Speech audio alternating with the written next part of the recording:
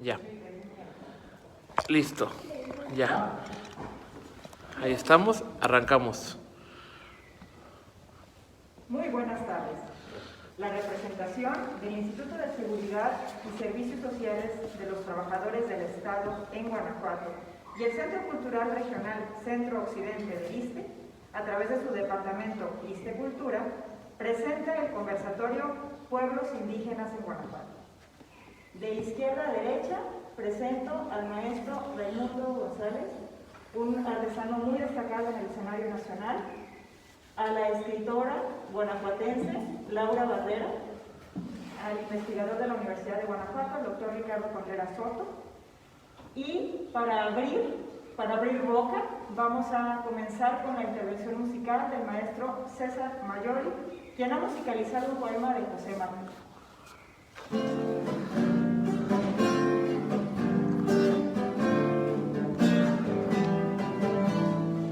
Este corazón tus penas, donde no se pueda ver, por orgullo, por no ser motivo de pena ajena. Y yo te quiero ver su amigo, porque cuando siento el pecho ya muy cargado y deshecho, parto la carga contigo.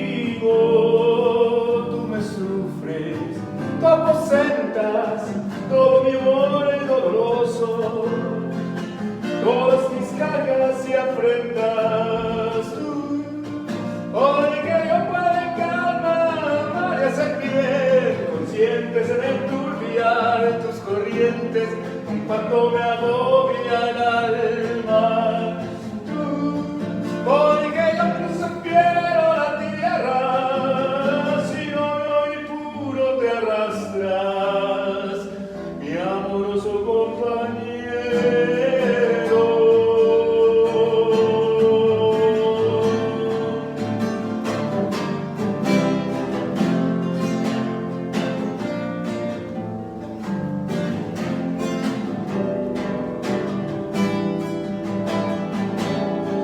Y porque mi cruel costumbre de echarme en ti te desvía de tu dichosa armonía, que natural mansedumbre.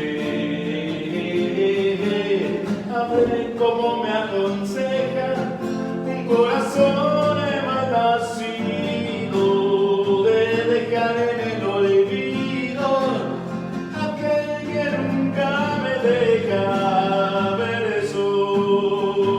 O nos condenan juntos, o nos salvamos los dos.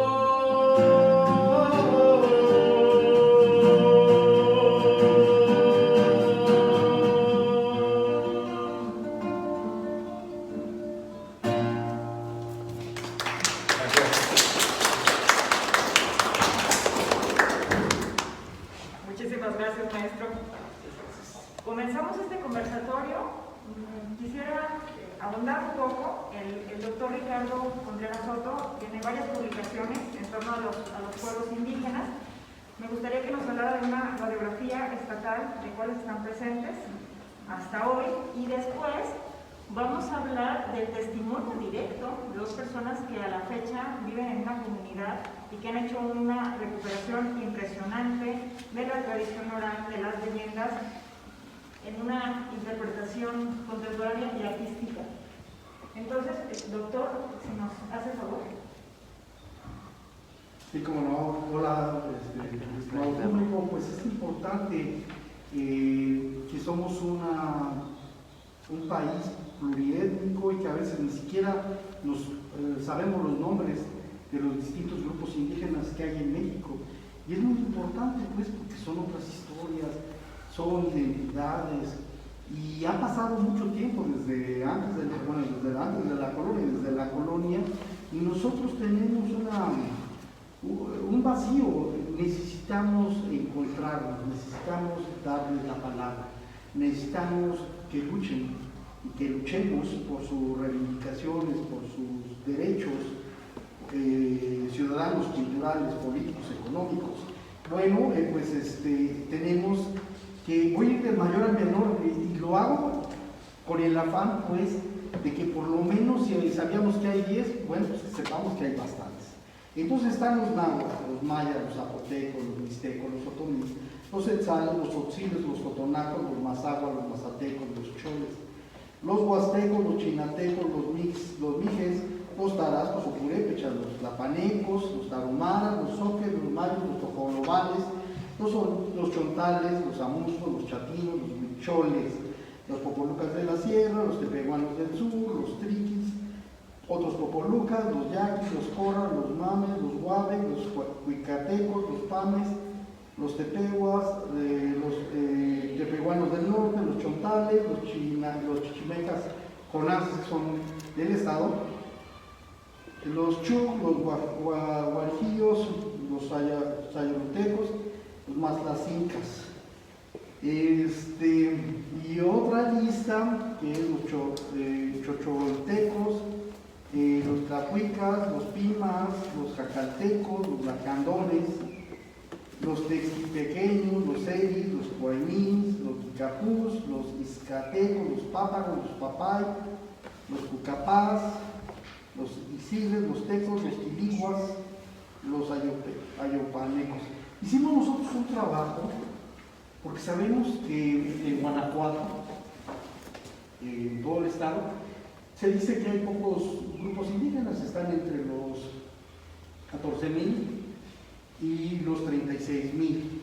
Entonces hay cifras que oscilan entre estos números. Y pues nosotros salimos a las calles, mi equipo de investigación, los jóvenes, y fuimos a ver, entrevistar, y nosotros encontramos, bueno, no encontramos a toda esta gran lista, pero encontramos a musgos, chichimecas con otomís, huachichiles, que hay gente que se adscribe como huachichiles, huastecos, otenex, huicholes, mayas, mazahuas, mazatecas, mexicas, mixes, mixtecos, nahuas, otomís, pames, purépechas, tarahumaras, totonacos, triquis, tzetzales, chimpeces y zapotecos. Estos son a quienes entrevistamos nosotros en el año del 2014-2015 y con ellos pudimos platicar y hablar un poquito, que en lo sucesivo, Paloma, vamos a platicar un poquito de ellos. Muchísimas gracias, doctor. Laura, la maestra, acaba de escribir un libro en donde, que por cierto fue ilustrado por el maestro Raimundo, sobre estas leyendas que se encuentran hoy en día en la comunidad de Puentecillas. Pero además, ellos dos han participado en un proyecto de investigación en estrecha cercanía con la comunidad chichimeca jonás. Muchas gracias. ¿Por qué no nos hablan de estas dos experiencias, por favor?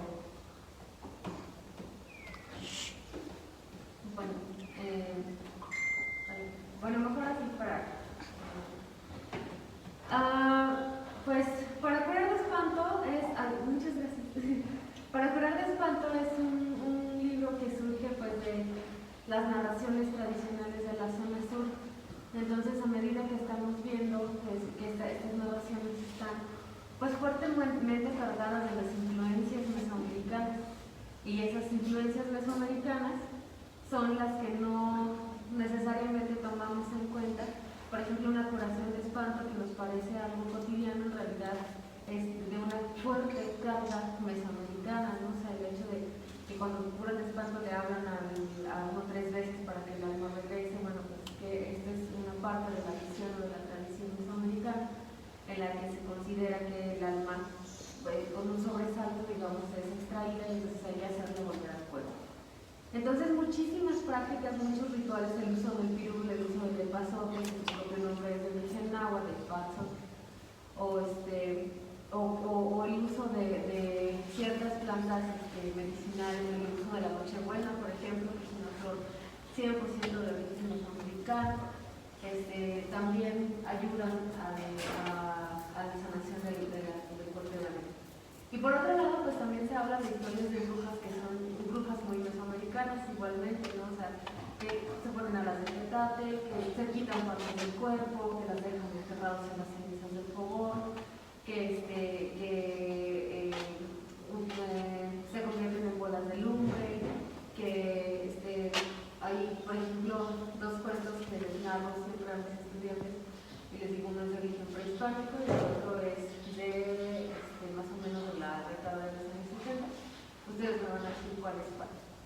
Y entonces, a veces sí dicen, no, o sea, lo identifican la primera, pero otros sí lo dicen al revés. O lo confunden un poco porque en los dos hay una bruja que se pone la retratada y una bruja que se pone parte del cuerpo, una bruja es madre, y en el otro es una esposa, y entonces escapan y tienen que regresar el cuerpo de las hadas, como que además adoptan formas animales, como el pájaro. Entonces, este tipo de brujas es muy de aquí, pues, ¿no? Y pues estamos atravesando por estas experiencias también que están relacionadas con el proceso, el proyecto que acabamos de terminar con FONCA, y sobre todo con la comunidad ESDA, que es conocida como Chichimeca, pero sí, de hecho, este proyecto se llamó Ilustrando con mis abuelos ESDA, porque pues se trató de identificar qué pasaba con el idioma, qué pasa con su familia lingüística, qué pasa con la comunidad, cómo se está reconstruyendo ahora, porque pues las generaciones más jóvenes ya no son hablantes, pero sí identifican que provienen de familias que son hablantes, que todavía en sus casas, algunos familiares hablan el idioma. Entonces Raiza puede contar como la parte artística abonó en esta, o sea, tuvo que ver en esta identificación de los rituales que son muy, muy importantes, que le brindan solidez al sentido social de los celdas, y cómo además están relacionados con nosotros, ¿no? Porque cuando llegamos dijimos qué clase de puentecillas es este. O sea, nosotros provenimos de la zona sur y es un pueblo que tiene los mismos problemas, pero también las mismas cualidades, que son muy, muy, muy parecidos, solamente que es un poco más desértico y hay mayor variedad de cactáceas en Misión de Chichimecas, pero en realidad somos muy, muy, muy parecidos, porque pues las comunidades de Puentecillas, todas las zonas sur de Guanajuato están nutridas de pueblos pames, de pueblos otomíes, chiles, guamares, que a su vez son parientes, digamos, tanto lingüísticamente de los pueblos ESDA, entonces, y Matlalcinca, y Huiteco, y Mazahua. Entonces, pues no sé si hay una diversidad tremenda que no es visible o que no hacemos visible, pero Guanajuato es multicultural, pero no necesariamente intercultural. Entonces, la multiculturalidad es la existencia siempre de distintos grupos diferenciados en el mismo territorio que pueden llegar a perderse, fragmentarse, porque las diferencias son aquellos que los separan en lugar de que los unen. Y por otra parte, la interculturalidad ya es el respeto, el aprecio, el aprendizaje del otro y la convivencia con el otro y la identificación del tejido social con el otro a través de su comprensión de su situación. Estén apagados, préndanlos. Ahí está.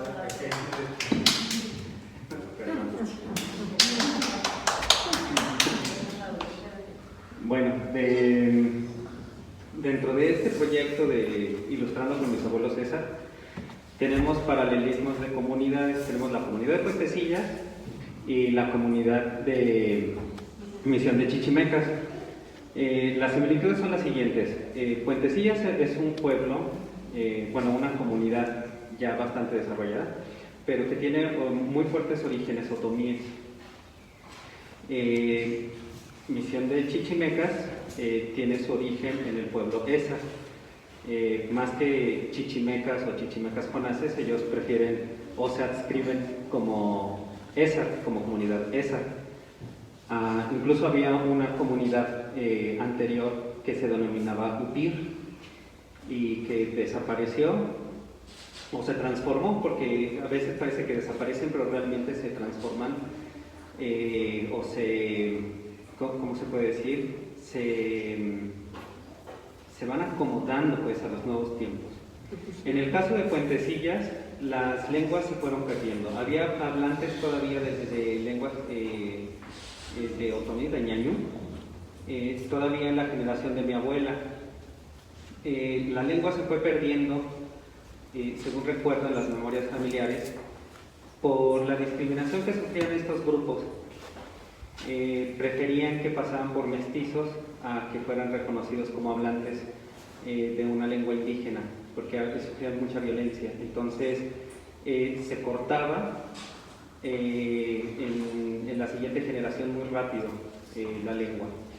Por ejemplo, mis tíos no hablan ya la lengua, podían conocer algunas palabras de oído, porque la abuela decidió no enseñarles, o sea, hablar solamente en español, y entonces la siguiente generación, que somos nosotros, incluso desconocíamos completamente cuál era nuestro origen, hasta que de repente Laurita identificó algunas palabras que se hablaban en la familia y determinó que era ñañú, y para nosotros eran palabras muy comunes, como por ejemplo machigües, que es el agua con masa, cuando se preparan los taquitos, que se remojaban con agua y se ablandaban para que los niños fuera más fácil que masticaran. Estas cosas se encontraron también en la comunidad de Misión de Chichimecas.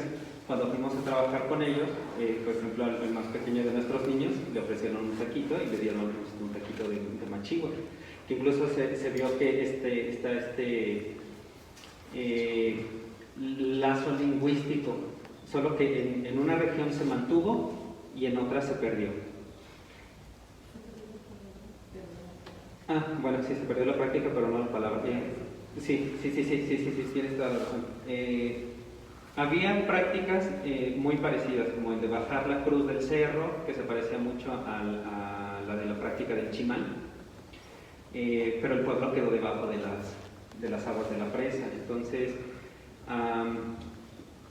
el pueblo, la comunidad de Puentecillas, ahora desconoce en gran medida su origen, y la cultura tiene una relevancia muy importante, porque realmente los ejidatarios de Puentecillas prefirieron vender las tierras de los ejidos en lugar de conservarlas. Y en Misión de Chichimecas, al contrario, decidieron conservarlas y preocuparse por la preservación de la lengua. Ñañú, Bejña, quiere decir mujer, que es la guardiana de la palabra, que es la que conserva esta semilla de la lengua en donde se suprime. Y en Misión de Chichimecas, las mujeres también son las que conservan la palabra, los saumerios, el ritual del trabajo del chimal. El hombre solamente lo ejecuta y va y lo corta.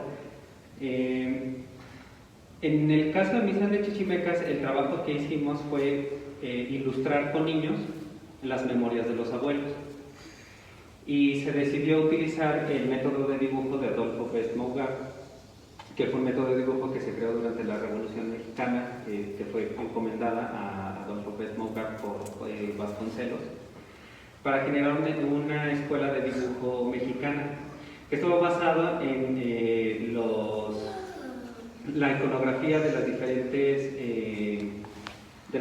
etnias, de los textiles, de la cerámica, de los petroglifos. Todo esto hizo un compendio y generó un sistema que no afectaba la identidad de los pueblos, sino que los pueblos podían ajustarse a como lenguaje gráfico para ellos desarrollar sus propias creaciones. En Tonalá, por ejemplo, se nota mucho esto, en la cerámica de Guanajuato y de Puebla, en la cartonería de Celaya y de Salamanca y aquí de Guanajuato. Y los niños respondieron haciendo estas ilustraciones, donde empezaron a representar el ritual del chimal, la migración, las cosas que a ellos les afectan en su vida cotidiana, y empezamos a ver que muchos de ellos tenían un interés por aprender la lengua, pero de repente era difícil abordarlo, porque el ritmo de vida para ellos es ahora mucho más rápido y es difícil de repente asimilarlo.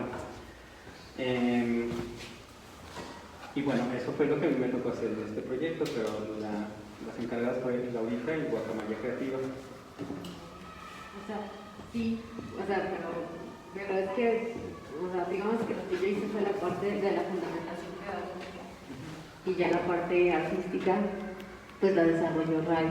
y ya, digamos, lo asistimos, ¿no? en esa parte, porque pues decidimos que el arte fuera el vehículo, o sea, la creación fuera el vehículo para la conservación de las prácticas culturales que son valiosas para el pueblo Esdar, bueno, para el pueblo Usda, porque cuando es en plural se maneja como Esdar. Entonces hay muchos nombres, como lo mencionaba el maestro, que, o sea, que incluso no corresponden necesariamente con la adscripción o la autoadscripción de los pueblos, ¿no? O sea, por ejemplo, mencionamos a los mijes, y los mijes tenemos que nosotros somos ayuk, ¿no? O sea, hay otro tipo de nombres que provienen desde su propia visión y desde su propio imaginario.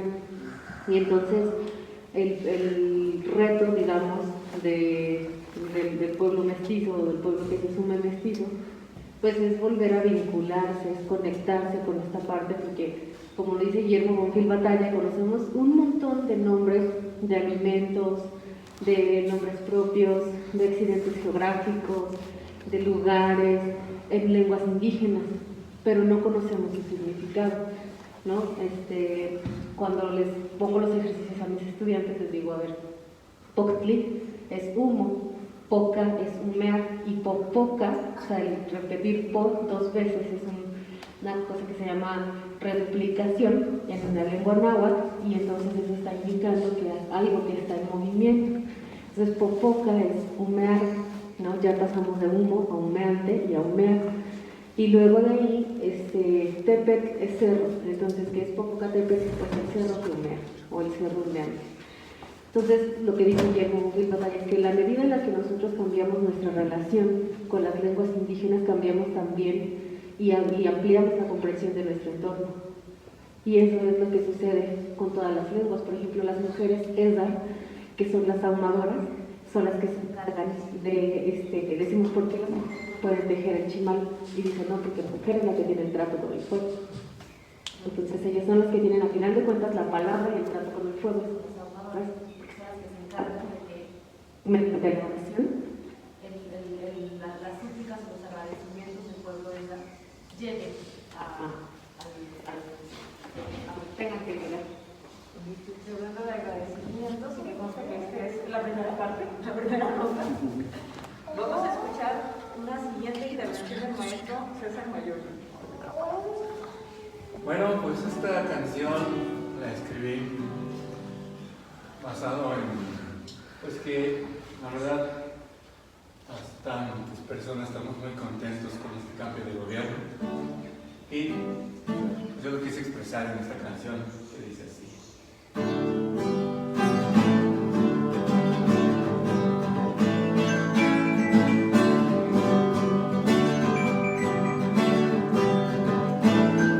Como 1 de julio en que el pueblo se alegró, y hoy llevamos en el alma ese cambio de color.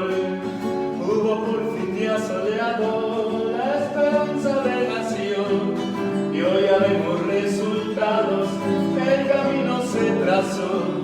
Cada día en la mañana se escucha y se aclara más, aunque no sea de corrido, que el gobierno no es igual. Y hoy añoran los corruptos volver a poder robar, pero se acabó la fiesta, los pobres son prioridad.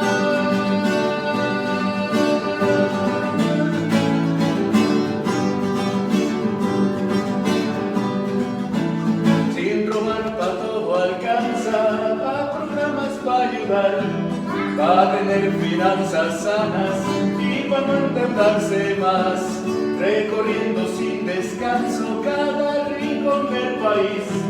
Nuestro presidente checa que no haya más corrupción, con Dos Bocas y el Tren Maya el sureste avanzará. Ya era hora de ayudarle a los que van muy atrás. Para mí no ha habido un día que no me convenza más, que vamos por buen camino y por eso hay que ayudar.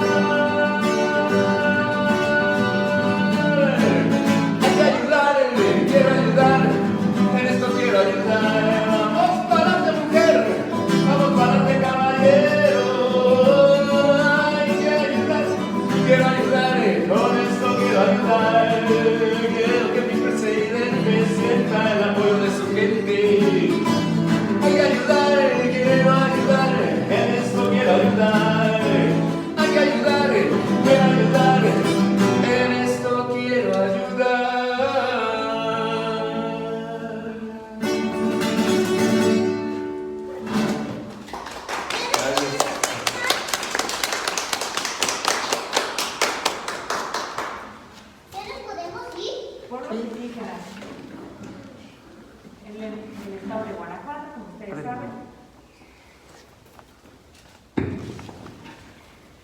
este micrófono travieso que se apaga.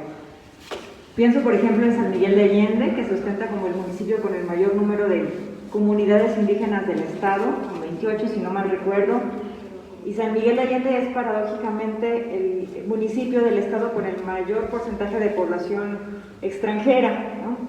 Alrededor del 10%, con 68 nacionalidades diferentes, pero también con 28 comunidades indígenas, y luego una carretera que pretendía deteriorar vestigios arqueológicos y que finalmente se suspende por la resistencia civil. ¿Cuál es la situación de los pueblos indígenas hoy en Guanajuato, doctor Contreras? Pues fíjate que no solamente son los pueblos, o sea, sí está Santa Catarina, está Santiago de la Unión, Atarjea, pero yo pienso, fíjate que no, la presencia de los grupos indígenas es mayor. Entonces, ¿y por qué es mayor la presencia? Bueno, pues es que vienen a la migración, se llama migración interna y vienen a trabajar.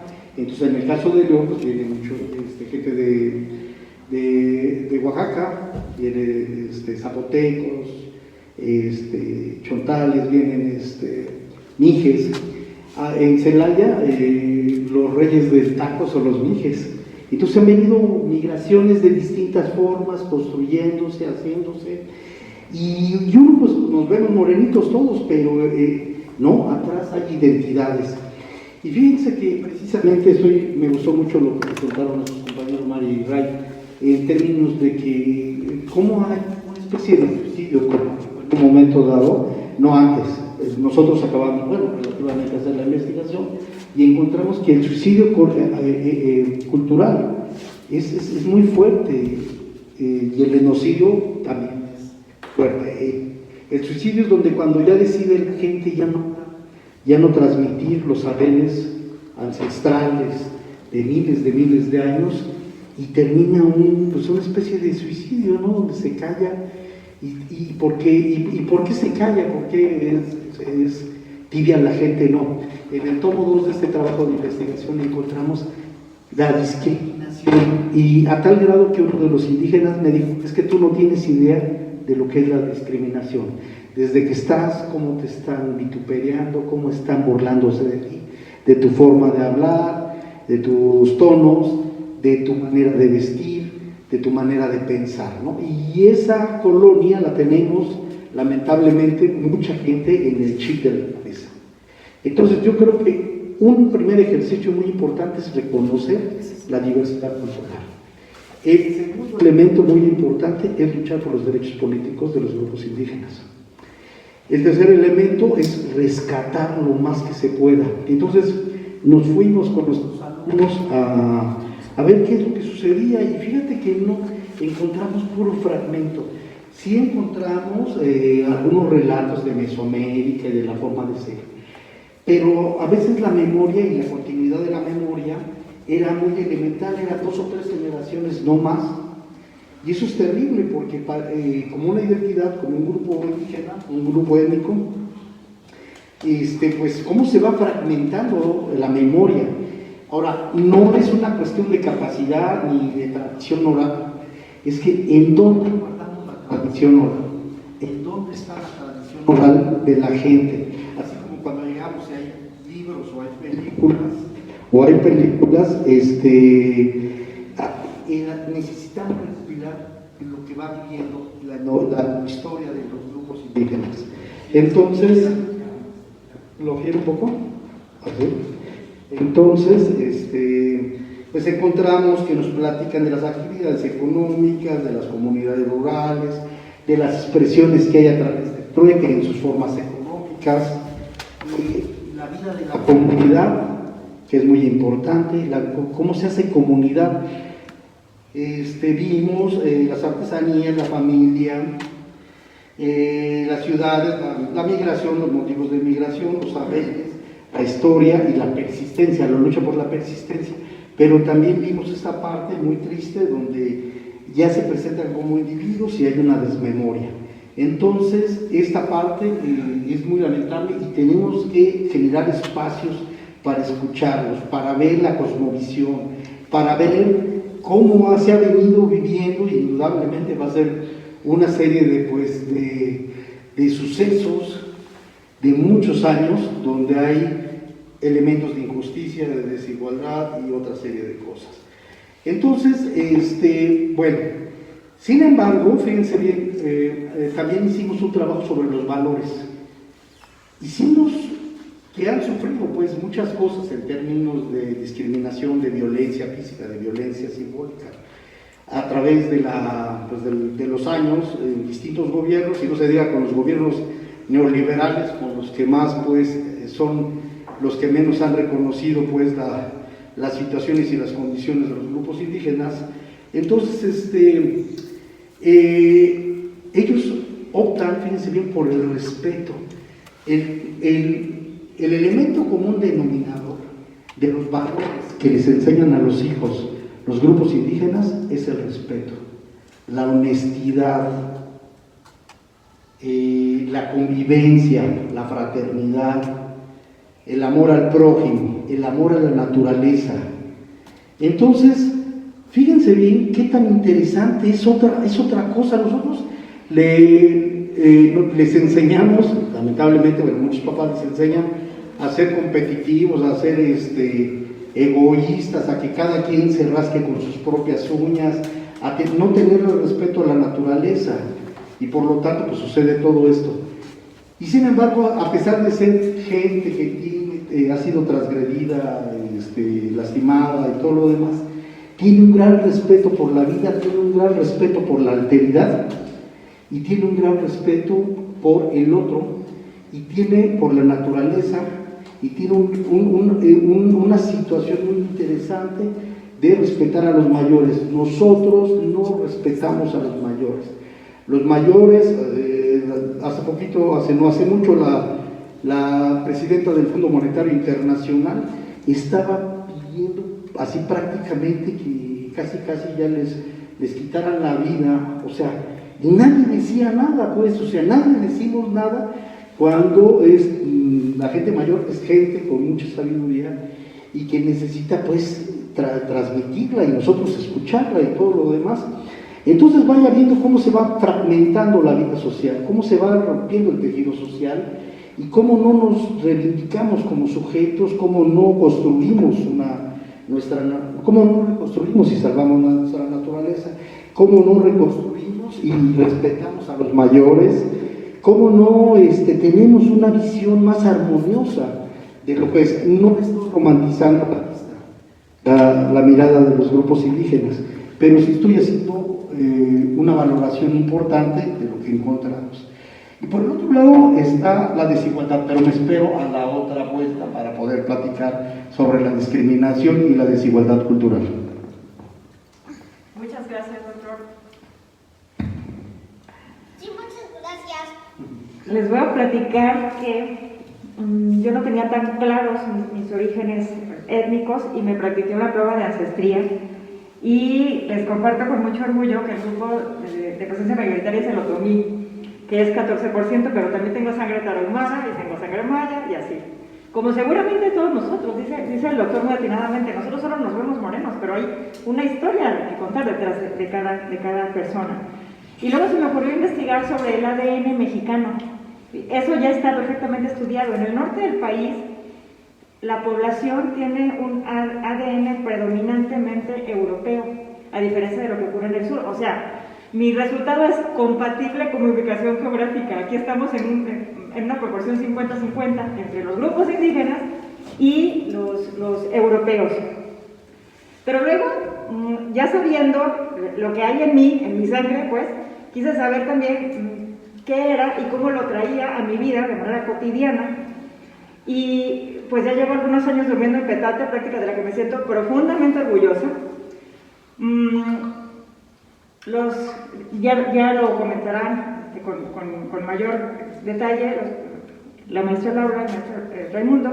Una de las prácticas habituales entre los grupos, digamos, autóctonos, era el tejido con fibras rígidas, la palma, el tule y otros materiales. Les presumo mi blusa otomí, la estreno con mucho cariño para esta ocasión.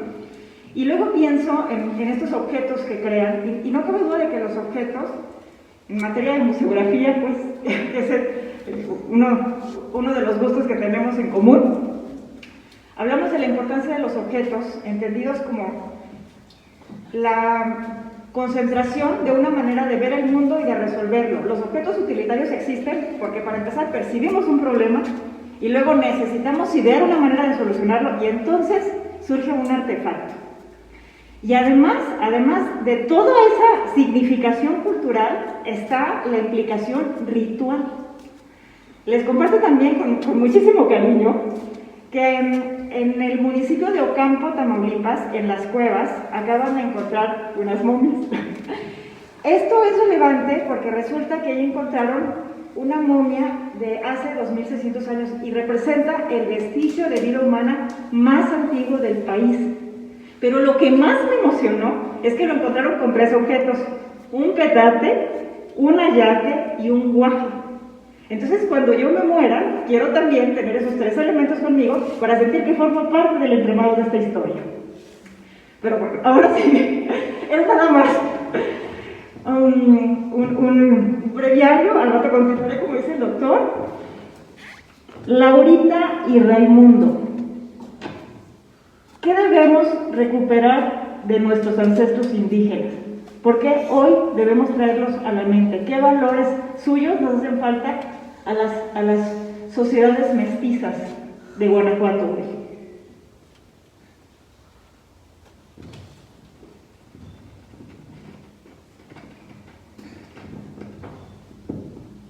Bueno, ay, qué interesante pregunta. Ahora que hablas de los objetos, para responderte, a ver si no doy como mucha vuelta para llegar a esa respuesta.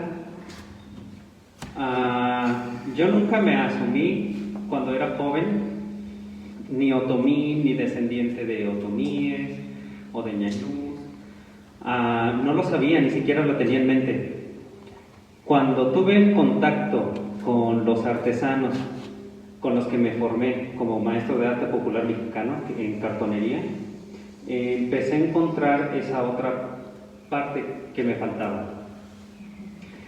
A mí, como persona que me interesaba el arte, como formarme como artista, surgía esta pregunta: ¿qué es lo que están haciendo estas comunidades? ¿Están haciendo artesanía?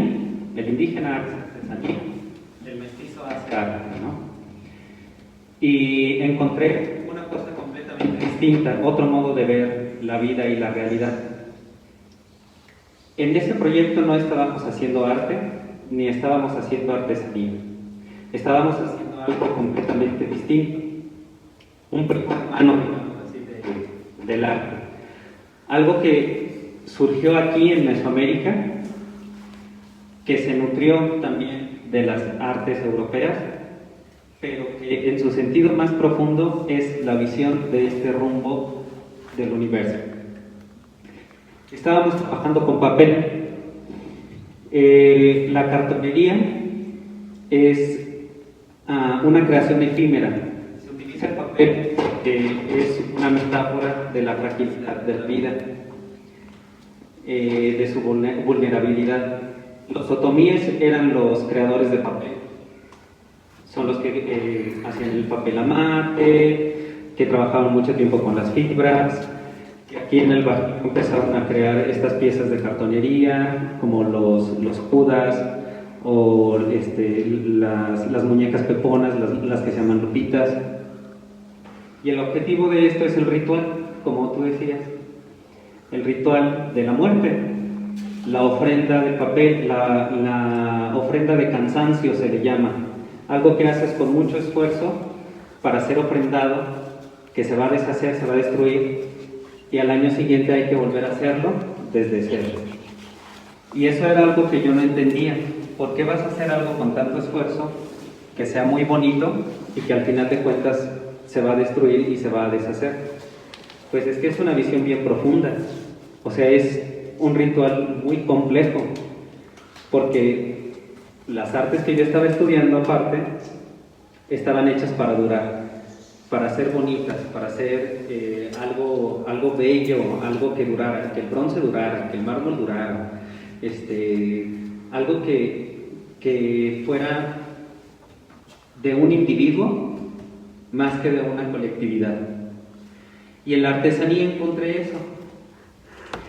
El trabajo del origen de nuestros pueblos más antiguos, el trabajo en comunidad, la creación ritual, una visión completamente distinta de la belleza, del tiempo, de lo que significa la vida y la muerte.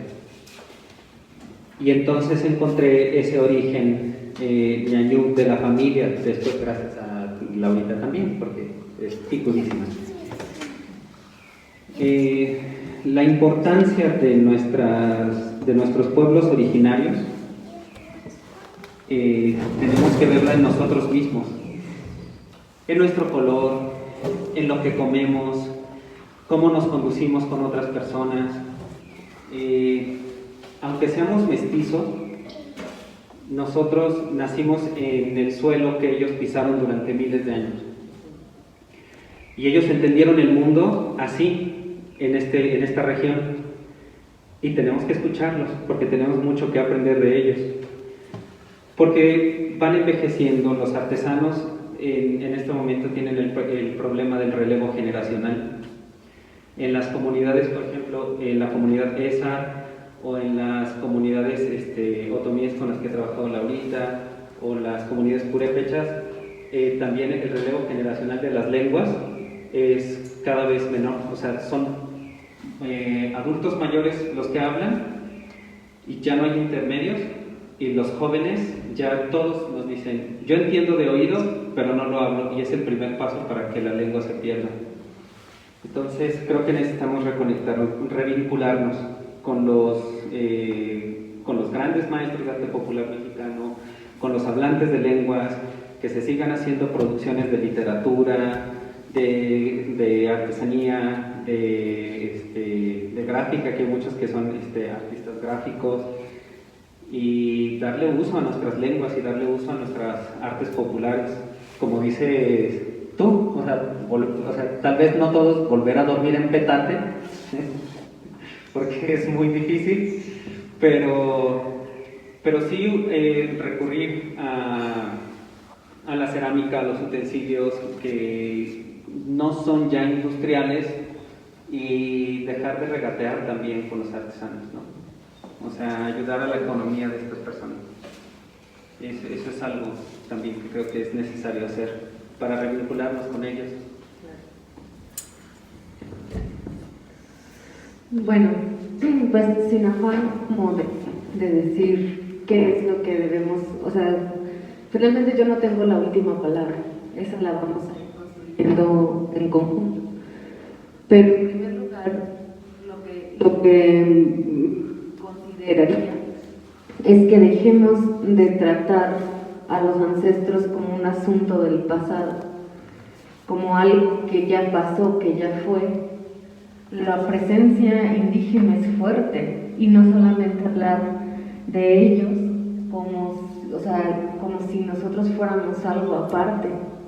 Estoy 100% segura de que si nos hacemos todos una prueba como la que se hizo en Paloma, pues va a arrojar un chorro de resultados de culturas que ni siquiera conocemos, no solo dentro del territorio nacional, sino también fuera. Es decir, tenemos que aprender a ver más allá de los rasgos físicos.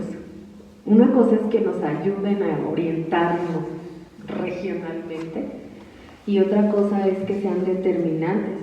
Tuve una estudiante que era blanca, y tenía su cabello así súper rizado, apretado, así súper afromestizo. Me dice: es que mi abuela era mulata. ¿Qué fue lo que heredó ella? Una habilidad para la danza tremenda, ¿no? Entonces, en este caso, también, una vez tuve la fortuna de ataviarme con la ropa purépecha, y me dice un muchacho de la región: no inventes, Laura, o sea, si yo no supiera que eres de Guanajuato, pensaría que eres de aquí, porque estás igualita a las muchachas de aquí. Y yo así de clara, por supuesto, ¿no? Y yo no me había enterado de eso hasta que supe que del lado paterno, o sea, la mayor información que pude obtener es que mi padre biológico es de origen purépecha. Y fue todo lo que supe ya del señor, ¿no? Entonces, a mí me basta con eso. Dije, ya vámonos de aquí tendidos como bandidos.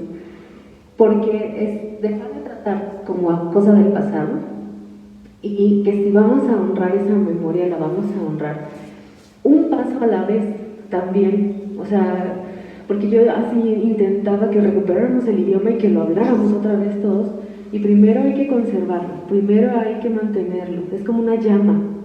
Primero hay que asegurarnos de que esa llama sea lo suficientemente sólida, bueno, no es sólido el fuego, pero, o sea, que sea lo suficientemente abundante para que entonces se vuelva otra vez a regar. No intentar tratarla, porque desde su estado de fragilidad, como querer forzar de nueva cuenta esto. Y tenemos que estudiar mucho, y tenemos que informarnos mucho, y empezar a irnos poco a poco deshaciendo de nuestros propios prejuicios, y a identificar nuestras prácticas que están estrechamente, intrínsecamente vinculadas con las prácticas indígenas. Yo jamás en la vida voy a volver a ver ni siquiera el Día de la Candelaria, o sea, con los mismos ojos, porque hasta ahí está la fuerte carga mesoamericana. O sea, la historia de la Candelaria que viene, que trae una carga española, pero que también tiene una carga africana, Bere Bere Guanche, que también tiene una carga mesoamericana, porque se sacrificaban niños en honor a Tlaloc, y entonces la presencia del maíz, tanto en cocinado como en crudo, está ante la presencia de estos dioses.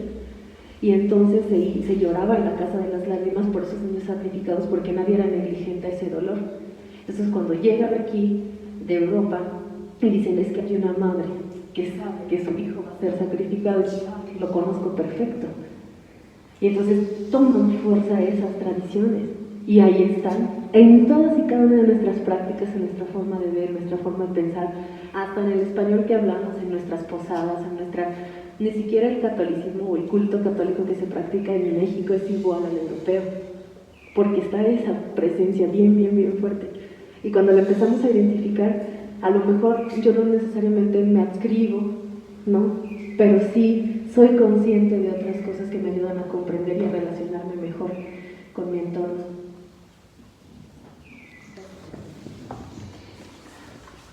Pensamos siempre en Guillermo Bonfil Batalla, ¿no? Como una referencia para hablar de los indígenas, y ahora que mencionaba el doctor Ricardo, el culto al respeto que es tan presente en la educación en las familias indígenas, y después de estar combatiendo la corrupción aquí en el municipio de Guanajuato, yo siento particular añoranza por las culturas indígenas, porque algo que particularmente admiro es este equilibrio en donde para ellos era más importante lo público que lo privado. Ese sagrado equilibrio está fragmentado, y hoy por eso tenemos autoridades tan mordaces, y por eso creemos tanto en las autoridades que nos prometen ese combate a la corrupción, porque tanto nos ha lesionado. Y creo que también es otra de las prácticas indígenas que hoy debemos recuperar, así como también este principio de las lealtades y solidaridades. Es más importante lo público, y hay que cuidar. La autoridad se gana con respeto y también con el trabajo por la comunidad. Así se construye esta autoridad. Obviamente, el conocimiento herbolario, tuve contacto con precisamente una descendiente otomí de San Miguel de Allende, y me decía cómo se vestía su abuela, me enseñaba fotografías, me platicaba cómo eran los regaños en ese idioma que ella no comprendía, y cómo gracias a la abuela sabe tanto de las plantas. Y obviamente es mi primera maestra, ¿no? en el jardín. Y también creo algo muy valioso de nuestros pueblos es este asunto de tener la claridad de las vocaciones, que no había tantos extravíos como ahora, en donde las personas estaban siempre preocupadas por saber para qué había nacido y por servir desde esa vocación natural. Y doctor Ricardo, me gustaría también preguntarle cómo surge su interés por los pueblos indígenas. ¿Qué les debemos hoy a los pueblos indígenas? No, pues bastante. Yo creo que es importante, pues, primero que los conozcamos, o sea, la lucha como país, yo creo que debe ser conocer, apropiarnos de un saber. Ahora, sí es importante que nos identifiquemos, efectivamente, tenemos nuestra raíz indígena, pero lo que no se vale tampoco es usurpar, no podemos usurpar, por eso es importante directamente preguntarles, y por eso es tan importante la investigación. Ahora, hay algo que se llama la reproducción identitaria, que también hicimos el trabajo de investigación, lo comento rápido, nada más para que vean lo importante. A mí nos hacíamos una pregunta, ¿cómo se hace una identidad en otra cultura? Por ejemplo, cuando vienen los grupos indígenas, y aquí estamos viviendo el capitalismo, rapaz, la barbarie, etcétera, ¿cómo ellos mantienen la cultura? Bueno, pues por una serie de prácticas, ya lo había decidido Laura. Entonces, fíjense bien, dentro de las prácticas que les impregna más, es visitar a la comunidad de origen. Entonces, cuando ellos se regresan como migrantes a la comunidad y a la fiesta de origen, y vuelves a tener muchas de las cuestiones que te permiten fortalecer tu identidad. ¿Qué otras cosas son importantes? Muchísimas. El desayuno, la comida, las cenas. La comida, todo el saber, todo el proceso, toda la representación simbólica que está en la comida y que afortunadamente esa es nuestra herencia también y esa es nuestra práctica también, se da en la comida.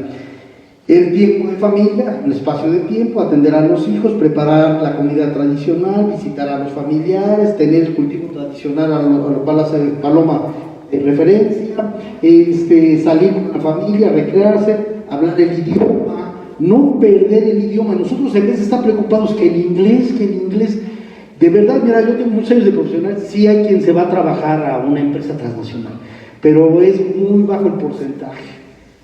¿Y por qué no aprendemos nuestros idiomas? Digo, es necesario aprender nuestros idiomas. Regresar a la comunidad, hacer artesanías. La artesanía es todo un conjunto de prácticas y cosmovisiones, el tejido, la manera de tratar el material, el objeto, en fin. Bueno, la danza y otras prácticas, desde ser novio, de casarse, bajo la tradición y demás. Y de esta manera la identidad cultural permite reproducirse en todas las partes, ¿no? Yo estaba muy espantado porque lo que veía era fragmento, pero no había un elemento de coherencia que permitiera ir armando la cosmovisión. Bueno, pues aquí en las prácticas cotidianas tenemos que sensibilizar nosotros los investigadores donde se tiene que ver.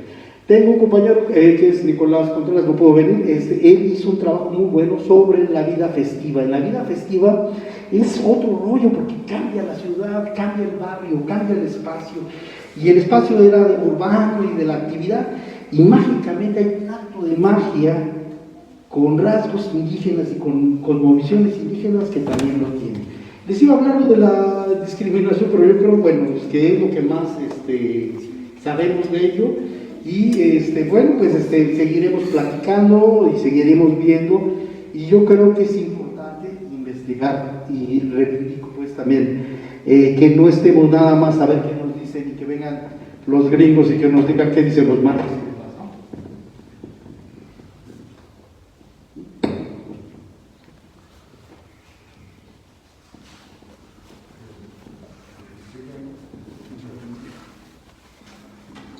Vamos a dar una pausa musical a esta conversación, si les parece.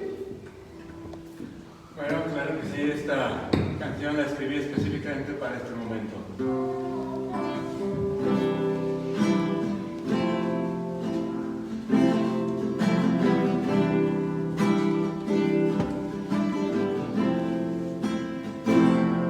Llegó la hora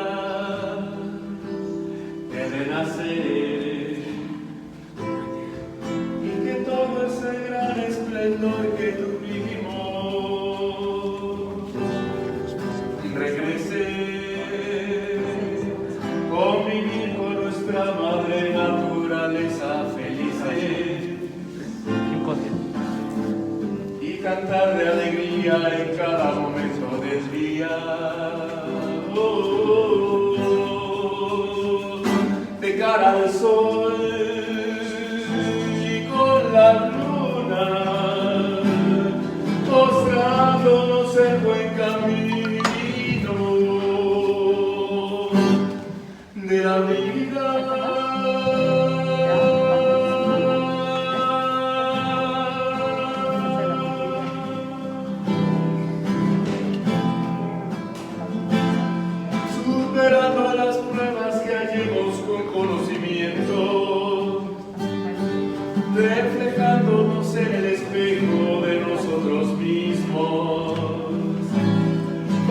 conociendo la esencia de lo que nos hace vivir y morir y renacer.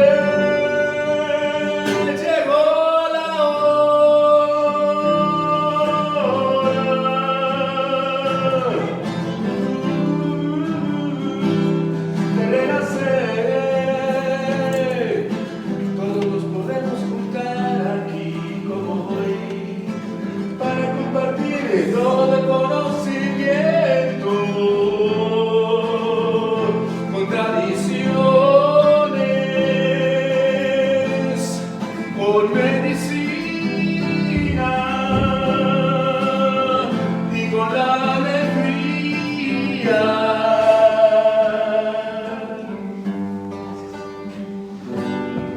del porvenir.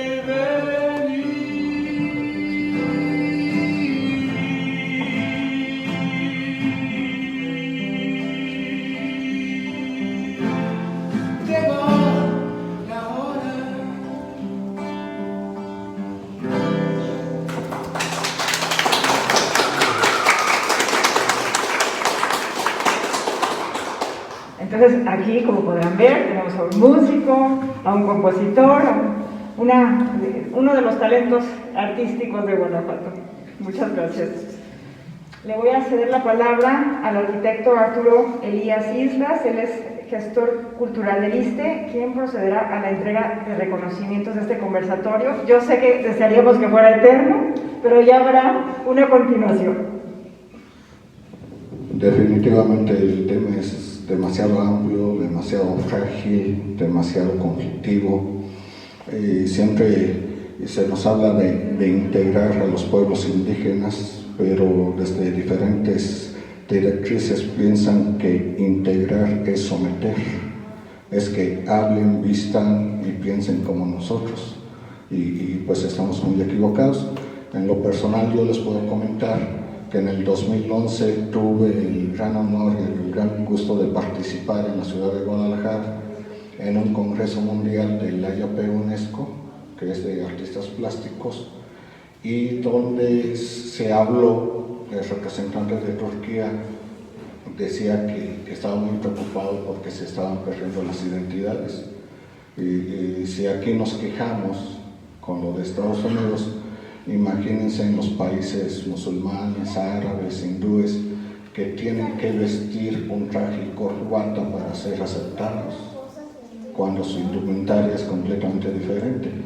Entonces, se llegó a la conclusión de fomentar el orgullo de ser, el orgullo de pertenecer, el sentido de pertenencia, el sentido de rescate de las raíces, de rescate de su folclore, de su cultura, de cada uno de los pueblos. Entonces, ahí se decidió hacer el Día Mundial del Arte, que desde el 2012 lo estamos haciendo, que México tomó esa bandera, y que en noviembre del 20 la UNESCO en forma unánime votó porque ya todos los países que pertenecen a la UNESCO celebraran el Día Mundial del Arte como un ícono, como un valor de rescate cultural y étnico en todas las culturas. ¿Sí? Porque decimos, en pintura el chino, el europeo, el africano pintan igual. Y en la danza ya nos contaminamos, todos andan con el hip hop y no sé qué otras cosas.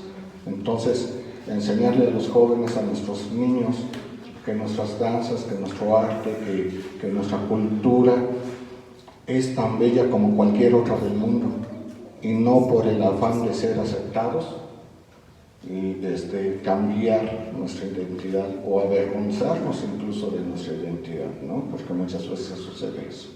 Entonces les agradezco, estoy plenamente extasiado con la plática. Desgraciadamente es muy poco tiempo el que tenemos. Esperemos volver a hacer algún otro conversatorio, incluso ustedes nos dirán más especializado en qué, para entrar más en Honduras. Y por lo pronto les quiero hacer entrega a nombre del Gobierno de México y de ISSSTE el reconocimiento a Laura Barrera de Gómez por su participación en el conversatorio de los pueblos indígenas. Firma el licenciado Alfredo González Medina, encargado de la Subdirección de Prestaciones Económicas de la representación del ISSSTE en el estado de Guanajuato.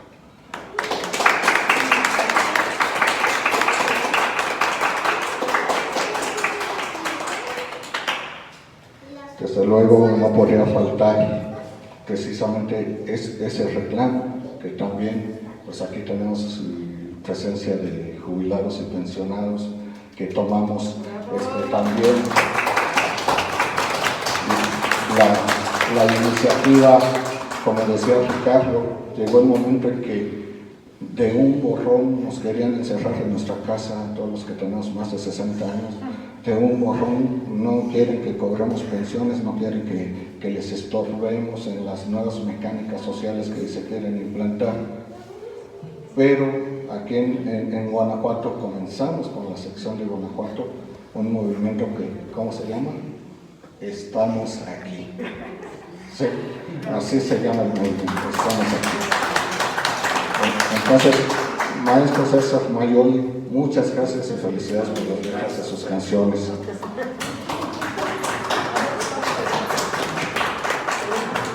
Desde luego, pues a la maestra Paloma Robles, muchas gracias por aceptar la invitación.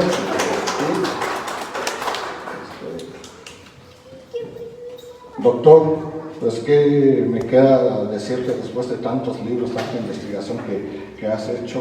Ojalá que todas tus investigaciones resultaran no en oídos sordos, resultaran no en acciones huecas, sino que realmente,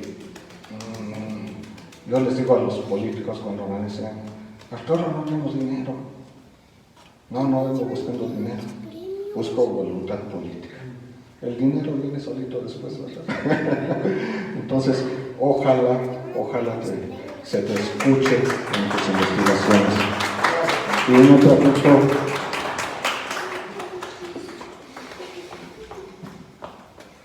también un reconocimiento al maestro Raimundo González por su intervención de última hora, muy eficaz, muy selectiva.